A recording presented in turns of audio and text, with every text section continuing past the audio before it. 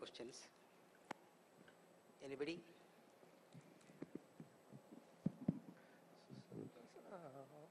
My question is to Dr. Kumarasamy sir. So when a patient is tested positive and we are doing viral load, if it comes more than 1000, we can start ART. If it comes as undetectable, should we start on ART or not? Okay. I'm sure everyone would have understood the question. Today the WHO guideline recommendation is put everyone on treatment. Right? So as part of the WHO guideline, there's no recommendation to do a viral load at baseline.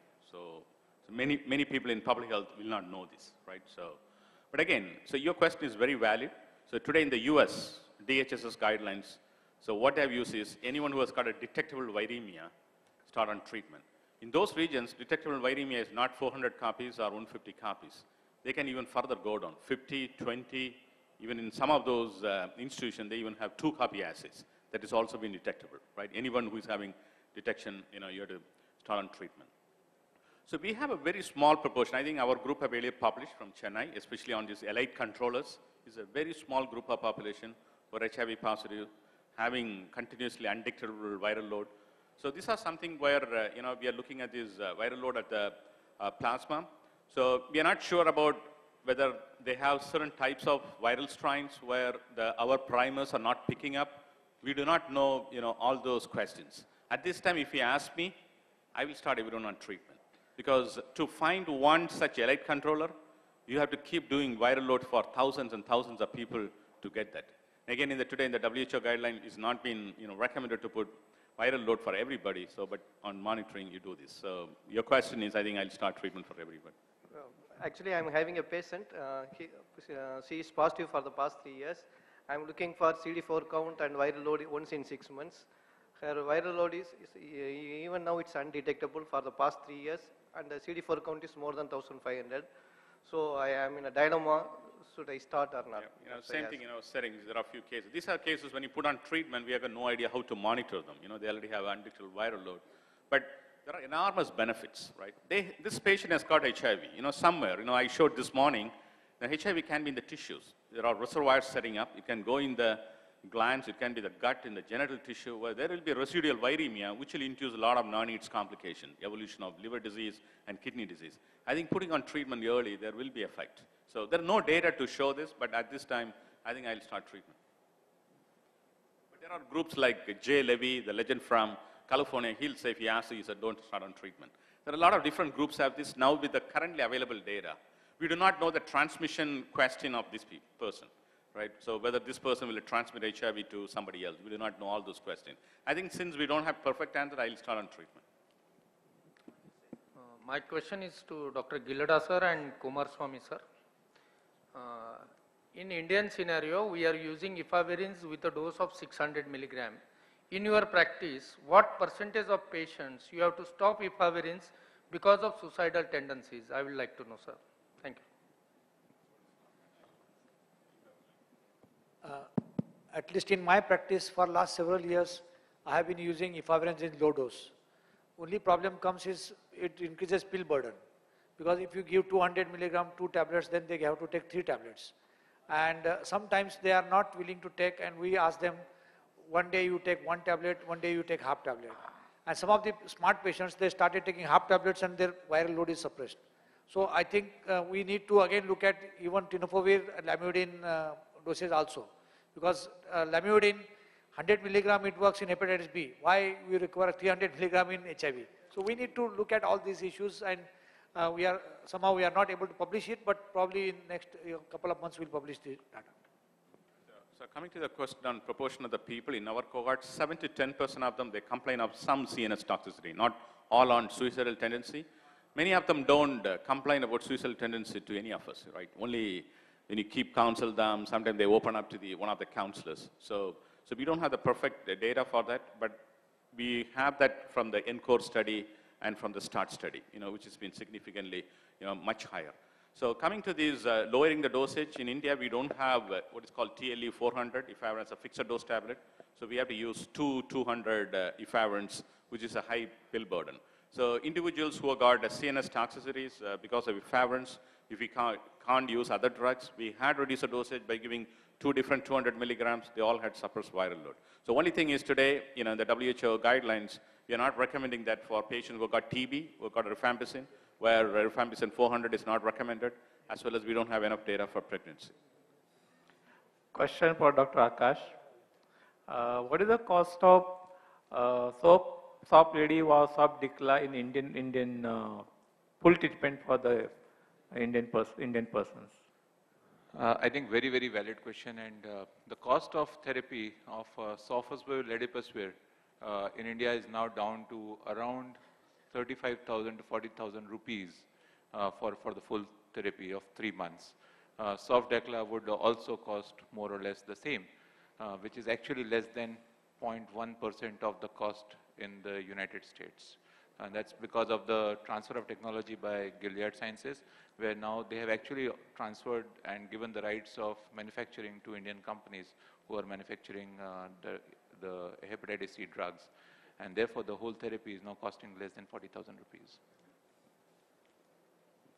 Yeah, this is just Kumar. Thank you for the response that you gave to regarding lead controllers. This is one of these situations where the patient is, that's how we manage it. The patient is given the option. If they're in a serodiscordant relationship, we press and say, I think you should be started on treatment. But if they're already positive, the partner is positive, we tend to leave the option to the patient because as regards elite controllers, there is no data. So that's just an add-on to what you've already said. Agree, absolutely. Yuti, I would say there is treatment, and it's all a question of, the data that came out of START with regard to the numbers needed to treat is what I inform patients with, and I think this has been said earlier. Have I got the wrong? Oh. They can hear me, yes. No, you can hear me. So if you have a young person with a good CD4 count and an undetectable viral load, the likelihood that they're going to progress over a period of time and get a clinical event is so extremely low that it's part of the equation when you talk to the patient and they can balance it up and make a decision, of their own, and they can easily leave it. And I'm quite comfortable if the patient decides to leave. But if you have an older person and their viral load is higher and their CD4 count is coming down, then it's a different circumstance, and you can put some more muscle into your argument when you're talking with the patient. But I would say that data on the inflammatory effect of having HIV with an undetectable viral load and being an elite controller, there is still evidence of inflammation. And inflammation has to be a bad thing. So we want to dampen it down by giving treatment. This question was for Dr. Akash Shukla. This scenario which I'm probably trying to describe may not be very common in Bombay, but let us see if it is somewhere in the northeast in India. A person who is treated with the HCV virus, maybe a co-infection or whatever, and he gets the virus again because of a reinfection, because of a needle stick injury, continuing to use those. So would you be able to use the same sort of therapy? But is there a testing available for resistance, or what is the scenario in that situation? I think a very, very pertinent question. We know that there is no lasting immunity with the antiretroviral drugs that we're using for hepatitis C, the antiviral drugs that we're using for hepatitis C. And there is a possibility of reinfection, especially in IV drug users. And we'll have to treat them as fresh infections. The RAV testing, especially for NS5A inhibitors, is right now not available in India. Having said that, do we really need it? If we are sure that this is a reinfection, then we really don't need to test them for RAVs for NS5A inhibitors.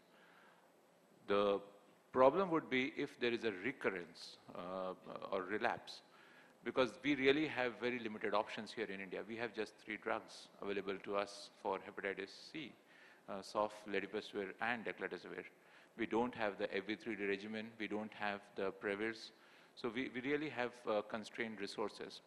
And therefore, when you're treating the hepatitis C for the first time, we have to treat the right drug at the right dosage and for the right duration. to minimize the chances of relapses. Because if you get a relapse, the risk of the treatment options are really limited for us.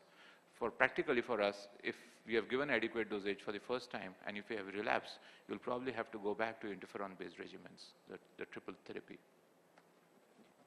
I am having a remark and a question for Dr. Kumarasamy. The guidelines are changing very frequently.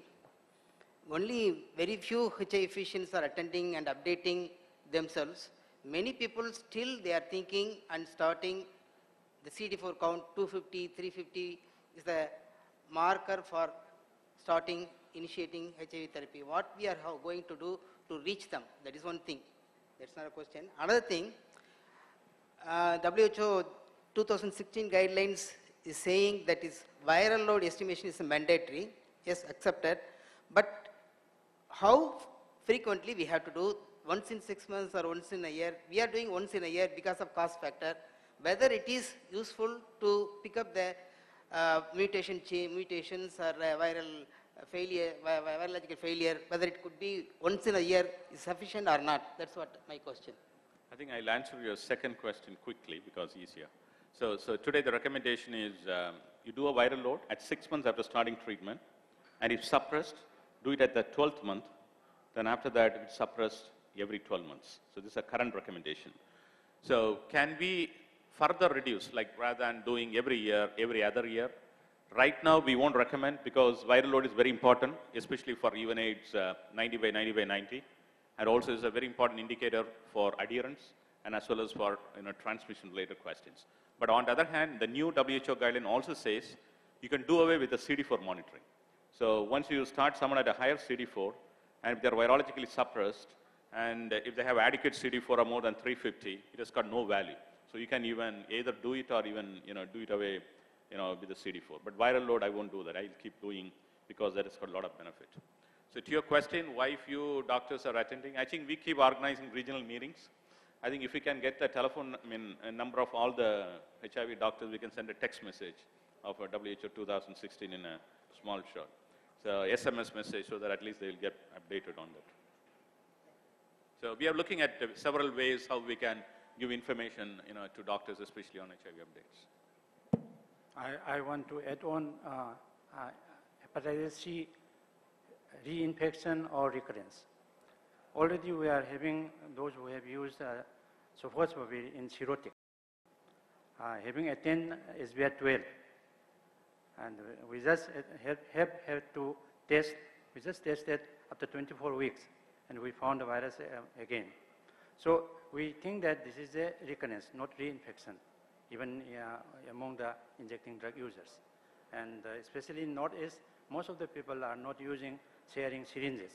So they are using safe syringes. And then in that also we have found recurrence. Then especially in cirrhotics.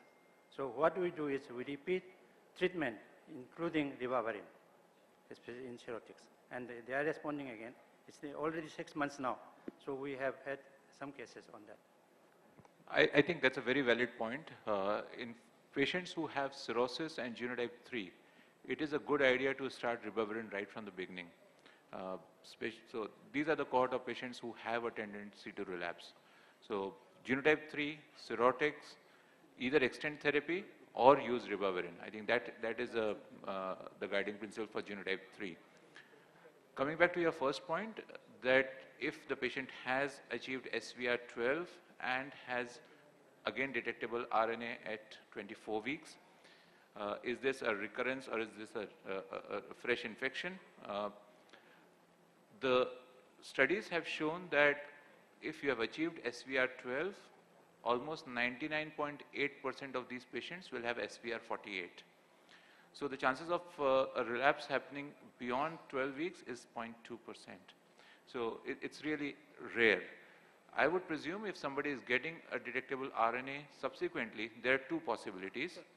One is the method which was used to detect the RNA at 12 weeks was probably not appropriate. We'll discuss later.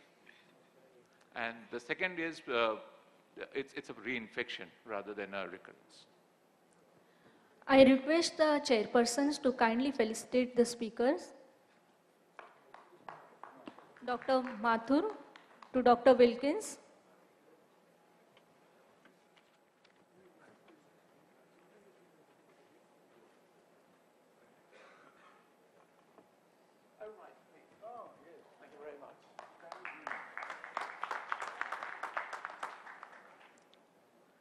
Dr.